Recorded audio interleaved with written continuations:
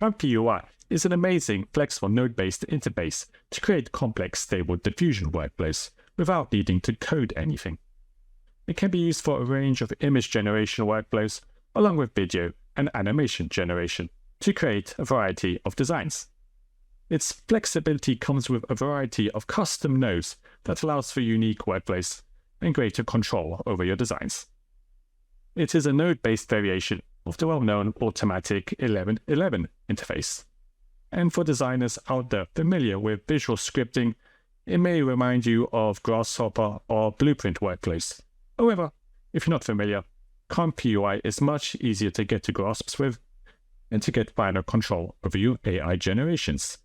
And for this reason, I'll be creating a series of videos covering key aspects of using this with architecture and design. First, to cover installation. There are three main ways to do this. If you don't have a computer with high specs, you can use a paid cloud service. This is an easy, fast alternative, as you can access pre-installed models and extensions. When Diffusion is one of these services, you can select different environments, such as the classic automatic 1111 or the ComfyUI, which I'll go through today. The second method, which I use and recommend, is to install locally, but using the free app Pinocchio, which is a browser that lets you install, run, and automate many open source AI applications and models without any technical knowledge and fuss. I did a previous video on this, so please take a look. And the third is also a free method, but requires some technical knowledge, which is installing manually. This has the greatest control and lets you understand more of the process and what is happening. I'll briefly go through this in case you want to try it out for yourself. Otherwise, you can skip and go on to the ComfyUI walkthrough. For this, we will start by going to the ComfyUI page on the GitHub. You'll find this in the link below in the description. If you scroll down, you'll find here the installing ComfyUI, and you can find a direct link to download. You click this, you'll get a zip file, and once downloaded, you can extract it, ComfyUI, from within this folder.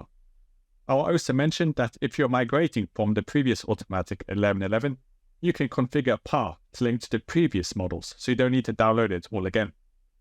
You can do this by going into the Windows Portable, and then going down here towards the extra model paths.example. You just need to delete the .example, and then open this up with your notepad. And here, you just need to configure the base path. So by default, it will be C Stable Diffusion Web UI. You can just save this and close. If you don't have any models downloaded, you can just ignore this step. Then if you go back, you can run the batch file to open your ComfyUI. I'll be using the Run NVIDIA GPU. You will then have a tab open up with the default ComfyUI interface. Before I go into detail with this, I'll show you how to install the ComfyUI manager, as it's quite useful to have installed. For this, you need to go to the GitHub page with the link below in the description. And here there's some info about how to install it. But the easiest way to do it is through Git, which allows you to put command prompts directly download, install software or models. So if you click this, Git for Windows, download and install for your operating system, you then just need to copy the git clone command. And then you need to go over to your custom nodes folder in the ComfyUI. ComfyUI, and down here you see custom nodes. You click in the bar here, type in CMD, will open up the command prompt, and you paste in the command. Here you can see it's cloning the ComfyUI manager into your ComfyUI folder. You then need to just restart your ComfyUI. And you see, in the bottom right, you have now the manager installed. So this is very useful for updating all of your models, installing custom nodes, and you'll be using it a lot in the future. Now to the main interface. As expected, you have these nodes, which have a defined functionality, and they connect to other nodes with these wires. You can drag and then attach to the matching ones. They're color-coded and they're labeled here to help you match them up. You can create new nodes as well by double-clicking and then searching for a name. And the flow of the algorithm goes from left all the way to right. And to run it, you can hit Ctrl and Enter, or press the Q prompt button here. To get a better understanding of how Stable Diffusion works, you could take a look at the science behind this. An easy way to do this is if you look at the Stable Diffusion Wikipedia page. For example here, you can see the denoising process used to generate images by iteratively denoising random noise guided by the pre-trained text encoders. And this will be happening here within this latent space. But feel free to read through this. Now that you have an overview of the workspace, I'll go over the default setups, as it gives you the primary nodes here, which you'll be using often. So the first one here is the load checkpoint. This is where you select your trained model, which will greatly affect your generated images. Once you have them loaded in, you can select them from within this dropdown. A great place to get these models is Civet AI. You can have fun exploring the creative models out there. And a reliable model for creating realistic architectural images, which I often use, is called Realistic Vision. So you can click this, and then the best way is to read in the descriptions here on the Show More how it works and what options to use. So for example, here you can see what kind of prompts used for the positive and the negative ones as a base, and then some of the settings that we can use later on. But these models you can always download from up here, and then you need to paste them into your models folder in the directory, which you can find by going to your ComfyUI folder. And then within this app, if you go to models, you can find the checkpoints. So you can see here, I already pasted some checkpoints, such as the Realistic Vision. So you feel free to download as many as you want, put them here and switch them out. As you can see, they're very large in file size, some of them being 10 gigabytes. You download them and restart, you can then click on these checkpoints. So I'll choose the Realistic Vision. Then here, you have the two prompt boxes, which are called the clip text encoders. It is the vision encoder to identify objects through the prompts. So these connect to the positive and the negative prompts here in the case sampler. To start with the prompts, it's a good idea to have a look at the model that you're using. So for example, in the Civet AI, here they're recommending to use this prompt here. So you can simply copy and paste it in. And then same the negative one. However, since we're not generating people by architecture, you can get rid of a lot of these, such as like deformed irises, pupils, hands, and things like that.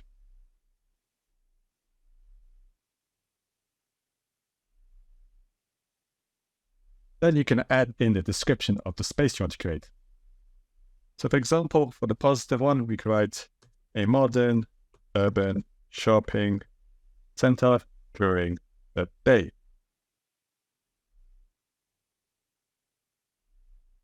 So normally the negative prompt here is the opposite of what you want.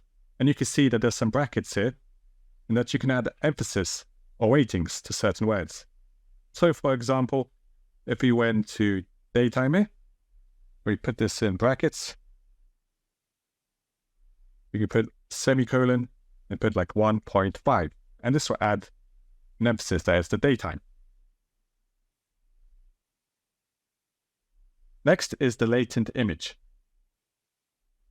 Technically speaking, the latent space captures the underlying structure or hidden relationships within the data in a lower dimensional space to allow for creation of a new image.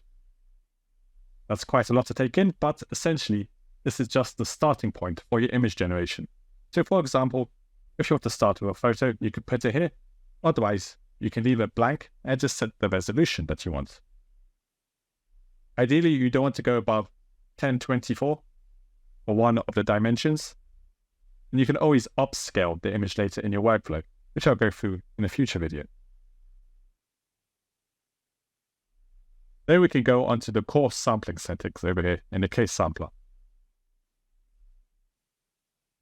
At the moment, I have here the controls set to randomize. So each generation is something different, but you can always fix this and set a seed. For the steps, it's recommended to have between 20 to 40, so I could stick with 30. And this also affects the time it takes to generate. CFG stands for Classifier Free Guidance Scale.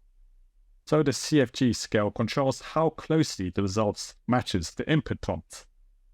The sampler and the scheduler have a range of different options, which play a pivotal role in the image generation. There's a lot of literature out there on which best outputs to use. It's a good idea to go look back at the model you're using and their recommendations down here.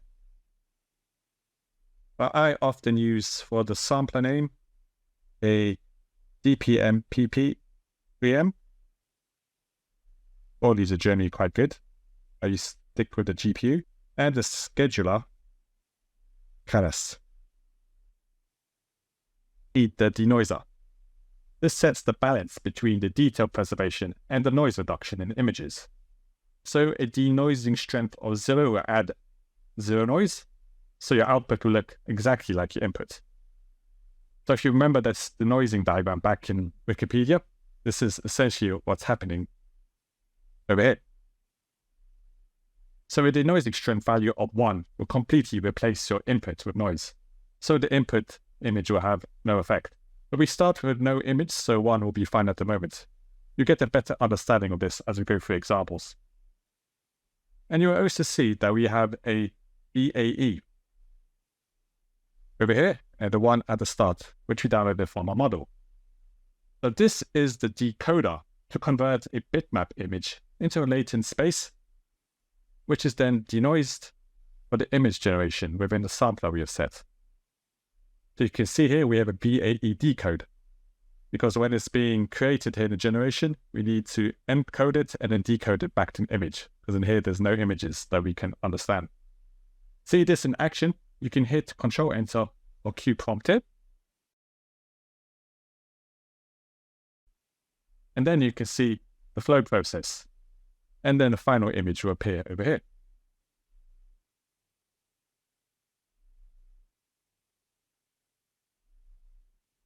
There we go.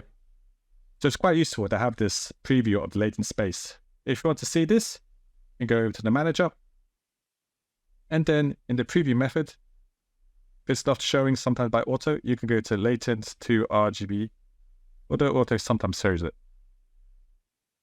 If you want to use a base image, then you can delete the empty one, double click, and you can type load image.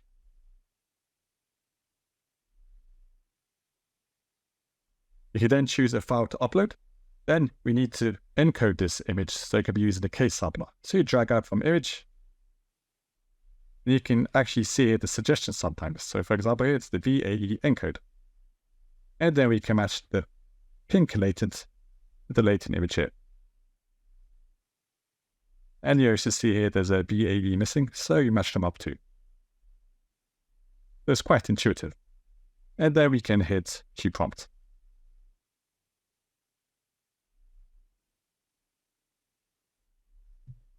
And then you can see from the generations that you have your shopping center here, but it doesn't resemble exactly this image here, as the noise is quite high. You can decrease this to something like 0.7, and then run it again. Now, as you can see in the latent space, it is more closely following this space, so you can play around with the denoise and sometimes the CFG here, and along with your prompts. You can see we had this emphasis on daytime, and it is indeed during the day. This just covers the basics of ComfyUI workflows to get acquainted with the new interface. However, we will want even more control using other models and extensions, such as ControlNet, to completely take advantage of this workflow.